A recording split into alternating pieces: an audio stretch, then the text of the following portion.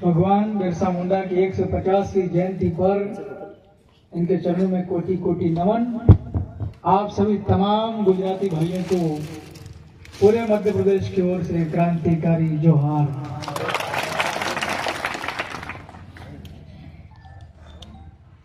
मेरा आपसे अच्छा रहेगा, खड़े हैं वो थोड़ी देर बैठ जाएं तो अच्छा रहेगा। मेरा भी कुछ दो शब्द बोलने की इच्छा होगी। आप लोग बहुत सारे शहरे से आए होंगे, कोई मानस दूर थी आया तो આપણે થોડું સાંભળવું જોઈએ। हाँ, मेरे को थोड़ा गुजराती आता नहीं है, सीखूंगा धीरे धीरे। આપણા માટે એમપી થી આયા હોય ને આપણે સાંભળે ના તો આપણે ધાનપુર ને આબરૂ કશું ના રહે ભાઈ। અંદર આવતા રહો। पूरे भारत में, यहाँ तक कि पूरी दुनिया में जो आदिवासी लोग होते हैं उनकी कुछ समस्याएं तो कॉमन है।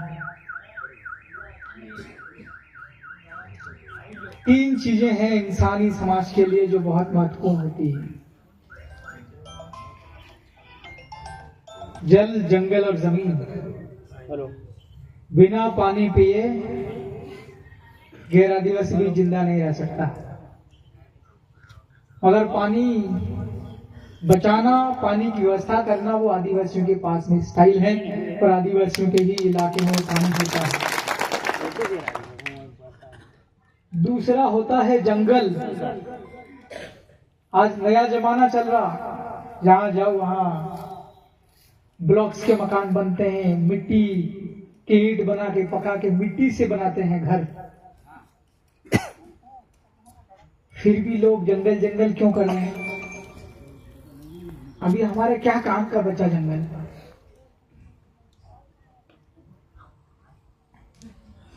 अगर आपके ये जो इलाका है रतनमाल, एक रतनमाल करके मुझे जानकारी मिला है, रतनमाल करके है। रतनमाल के जो जंगल है वो जंगल अगर कट जाते हैं, आदमी मुनाफा करने के लिए जंगल काट के लकड़ियां का उसका फर्नीचर बना के बेच देता है। तो आप ही के गुजरात का जो आदमी दिल्ली में राज कर रहा है, प्रधानमंत्री नरेंद्र मोदी, वो भी जिंदा नहीं रह सकता अगर जंगल कट गए।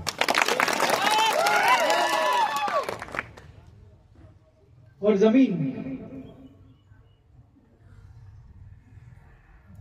एक इंसान, एक आदमी, वो कितने ही नीचे हो और वो कितना ही ऊपर चले जाए, बड़ा अफसर बन जाए, बड़ा नेता बन जाए, पुलिस वालों आपको भी कह रहा हूं, कितना ही बड़ा पुलिस वाला बन जाए, मगर उसको जिंदा रहना है तो ही जमीन के ऊपर, और जिंदा रहने के लिए खाना पड़ता है रोटी सब्जी, तो वो भी जमीन के ऊपर से ही उगेगा।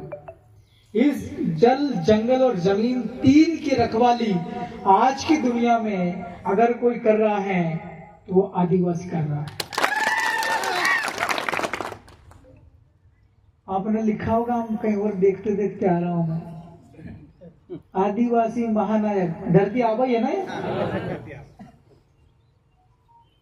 जमीन बचाने वाला भगवान। आज हम लोग ये जमीन है यहाँ पर इसलिए मीटिंग कर रहे हैं, और होती नहीं, मान लो कोई भूमाफिया कब्जा कर लेता, बिल्डिंग बना देता। आजकल बहुत धोखाधड़ी होती, पटवारी सर्वे नंबर बदल देता है? गांव की जमीन को किसी जैन बनिया व्यापारी के नाम से कर देता है, फिर वो जमीन पे लगभग पूरे भारत में ही स्थिति है। I am coming from Madhya Pradesh, but the situation of land regarding tribal area is same, no difference.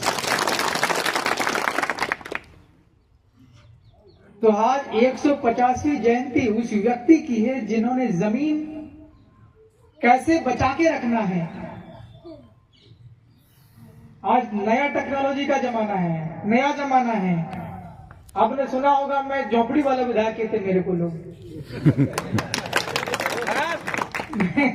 विधायक बन गया हूं तो तनखा वनखा हो जाता है, काम धंधा पकड़ लो तो। 1.5 बीघा जमीन मेरे पिताजी की मिली, मैं चाहूं तो 1.5 बीघा जमीन में महल बना दूं, लेकिन कभी सब्जी वब्जी उगाने की जरूरत पड़े, मिर्ची उगाने की जरूरत पड़े तो मैं कहां जाऊंगा? क्योंकि ये मैंने नहीं सीखा हूं, मेरा पूर्वज सीखते आ रहा, पूर्वजों के पूर्वजों से। आज उस भगवान का जन्मदिन है जो हमको ज्ञान देकर गया, नॉलेज। नॉलेज देकर गया।